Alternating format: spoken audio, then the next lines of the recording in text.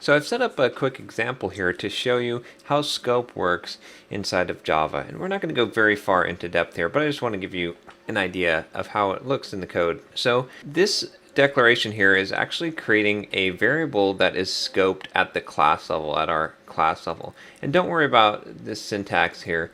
Just know that this is a variable called age that is at the class level, and it's set to 50. And I've commented out some other lines here, and we can see that if we call this system.out.println and see what the age is, we can see that it is set to 50, just like we had declared here. So this scope, even though we're inside this method, we have the class level scope, the method level scope, and then we're calling this within the method, it's getting that 50. Now, if I uncomment out this age that's declared inside this block, you can see that this is a new concept here for Java, which is a block.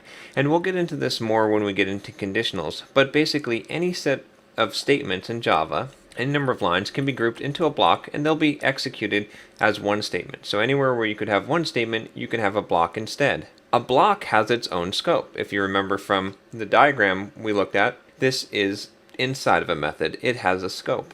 So when I run this, what do you think is going to happen? Well, it's still going to grab the 50 because this variable is only going to be in scope. It's only really going to exist from the beginning of this block to the end of this block, which is almost no time at all. So by the time we get down here, it's already gone. And since this scope is more specific, it's an inner scope, we are not being able to access the variable from outside here. So if I run this, you can see it's just getting the 50 here. Now, let's change this. Let's uncomment this one. And this is in the method level scope. So now what do you think is going to happen? Well, in this case, we're still going to be able to see this one inside here by the time that we get to the print line. But this other variable that's in scope in the method is going to basically hide this one because this variable is in scope. It's declared right here in the method. So when we run this, we should get 20. And you can see we've gotten 20. Now let's try one more experiment here.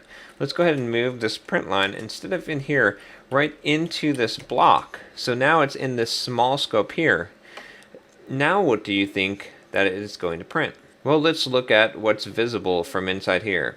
Actually, from inside this scope, if something was declared at the method level, we would have that visible, and at the class level, that's visible. But because we have something declared right in this block here, it is going to override or hide what is at the class or method level, and so we should just get 25. And that's really how scope works. It's not that complicated of a concept. Basically, variables live from within their scope, and they can always access or be accessed by a deeper level scope, a deeper nesting